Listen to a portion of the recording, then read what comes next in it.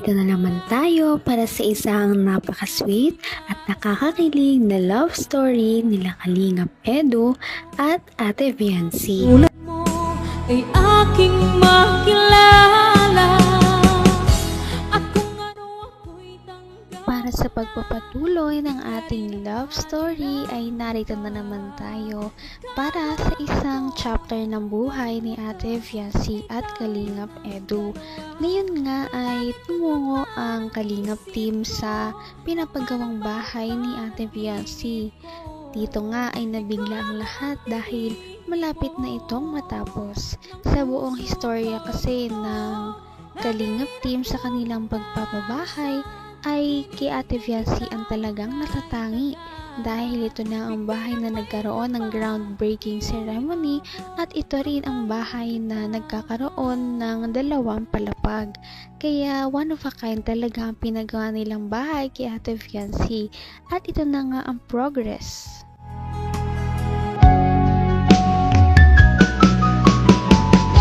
Ang nais ko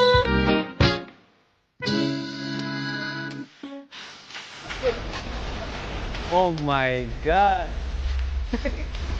Grabe mga Kalingap, katutuloy lang po. Last 3 days ago ata. Pero, bihira yan. Hindi ako makapaniwala mga Kalingap na nakapagpatayo po tayo ng ganyan para sa beneficiary lang po. Tingnan nyo, grabe naman! Grabe guys, parang bahay ko na yan ah. Dream house. Dream house na yan bro! Grabe din. Grabe guys! Paano may bahay ng ganyan malaki? Grabe ka Viancy, sakalam ka Viancy. May Edo ka na, may malaking bahay ka pa. OMG. Grabe, thank you kay Lord. Thank you kay Lord. Sobra. Kasi yung imposible ay nagawa niyang posible, no? Kung ako lang, di ko po kaya magpagawa ng ganyan. Salamat din po sa mga sponsors. Thank you so much. Ayan. Sa team, sa K-Boys, syempre kay Kuya Bal. Thank you. Kay Ate Edna Vlog. Grabe mga Kalingap. Di pa tapos ang ribbon cutting, na-amaze na ako. Di pa napipinturahan. Di pa na lalagyan ng tiles. Grabe talaga. Wala akong masabi mga Kalingap. Syempre salamat din sa mga karpentero natin. Kay Super Mac, Super Andoy. Yan, at yung iba pa dyan, nandyan. Salamat din sa kanila. Todo effort nila dito sa pabahay na ito.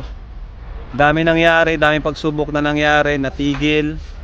Nahinto ng, I think, mga 1 buwan, 3 weeks. Oh, kasi kinapos tayo ng budget. Pero, this time, may naipon na naman tayo. Tuloy na naman po. No? Para din po yan sa, ano natin, sa legacy ng Kalingap. Habang buhay na po yan, na nakatatak sa Team Kalingap. Konti na lang at talagang mabubuo na ang bahay nila Ate Viancy, kaya ito ay ating naabangan. Samantala habang nandito pa sila sa kanilang dating bahay, ay patuloy pa rin talaga ang paghihirap nila. Kaya naman hindi na nga sila makapaghintay na makalipat at nangyari na rin iyon soon. Lamunin na yung kanilang lupa dito. Siguro dapat ay makalipat na talaga. Yan. Tay! Ay, grabe. Hello po. Grabe, Tay. Ang taas ng tubig, Tay. Magandang hapon po. Taas ng tubig. Magandang hapon po. Hi, wifey. Grabe naman si wifey. Wifey, oh. Diyan ko na muna yung... Asa po? Ayaw mo po. Paalala. Pasok. Pasok po. Grado ka? Magandang pa ako. Pasok na na po yan. Papasok ko yung katawan ko. Alam ni Juan. Opo ah. Ang bira, bakit nakalubog ito? Parang mong hinihigop dito ay. Ubus na yung foam. Ay. Hindi ko ano yung babasa. Long time no see ah. Lunes pa yung huli natin kita. Mansari. Yeah. Ay, nga pala. Nay! Hello po, tita. Tita. Magandang hapon po. Grabe, busy pa kayo mag ano. Ay, masarap yan. Sige po. Gusto yung tulong po? Ano po ako dyan? Kailangan ng backup? Ay, hindi na. Ay, sige lang po. Ay, grabe. Saba. Kamukha na yung ano ko unan eh.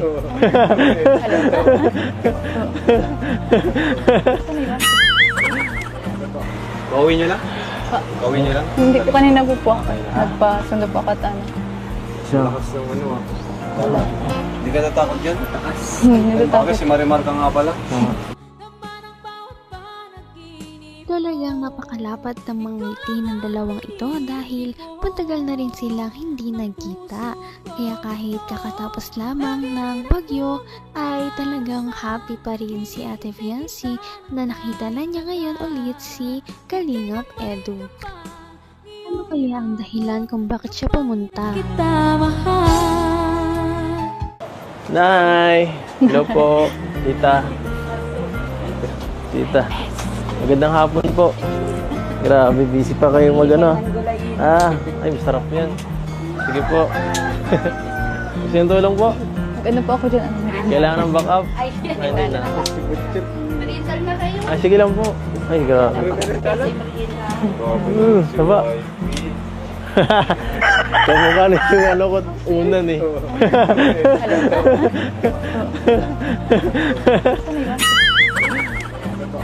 Gawin nyo lang? Gawin nyo lang? Hindi po kanina po ako. Nagpasundo po ako at ano. Lakas ng ano ah.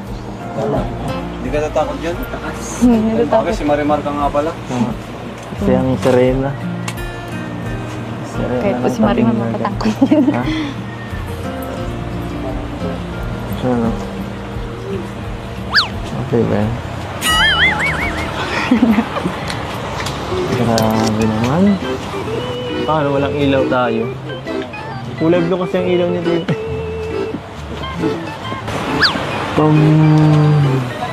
Ano? Ano? Ay. Mamaya may mga dala kami dito para sa'yo. May mga pasalubong. Baka ano ka na eh. Baka namimiss mo na mag-unbox eh. Namimiss mo na mag-unbox? Kahit wala po Baka kayong dala. tatampo ka na eh. Pambira. Wala na pong padala. Sorry ka. Hindi po ako ganun. Sige, Wala kayong dala, ayos lang. Kahit wala. Kahit ako lang. Kahit ikaw lang. Joke lang. Joke lang.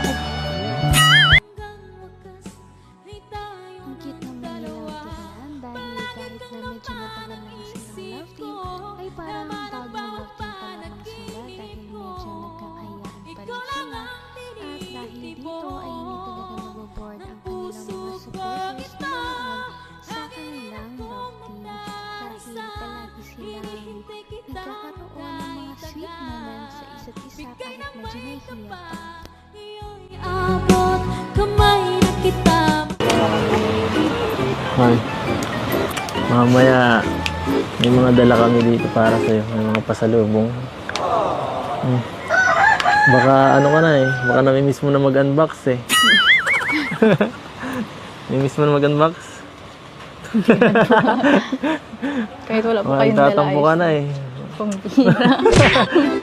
Wala na pong padala. Sorry ka. Hindi po ako ganun. Sige, Wala kayong dala, ayos lang. kahit wala. Kahit ako lang. Kahit ikaw lang. Joke lang. Joke lang. Puro ka joke. Tutuhanin mo naman.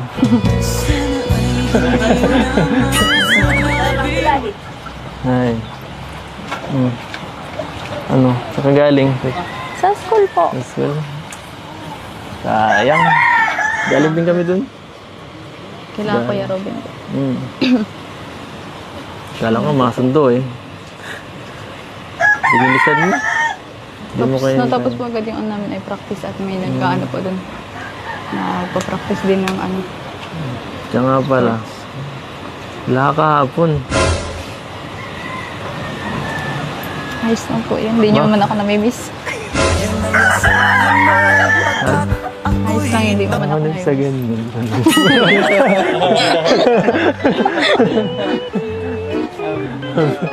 Ano?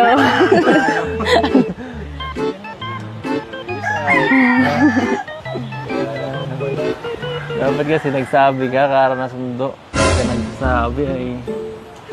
Sabi, late na. Maulan po baga kahapon. Kutsi naman ako. Napakasimple talagang babae ni Ate Viancy dahil sinabi niya na kahit wala daw dala ang buong Kalingap team sa kanilang pagbisita ay masaya na siya. Kaya naman ang mga ganitong tao ay talaga namang masayang pagpalain. Kaya ang makikita na natin ang mga binigay ng Kalingap team sa kanila sa susunod nating video. Napaka-sweet talaga nila at napakabait ng tambalang ito kaya maraming sumusuporta. Kaya naman sana ipatuloy natin silang suportahan at mahalin si Viancy, si Kalingap Edu at ang Kalingap team. Yan lamang at maraming salamat sa panonood. Abangan natin kung magkakatuluyan ba talaga si Kalingap Edu at Viancy. Hanggang sa muli! Bye! Ngayon'y abot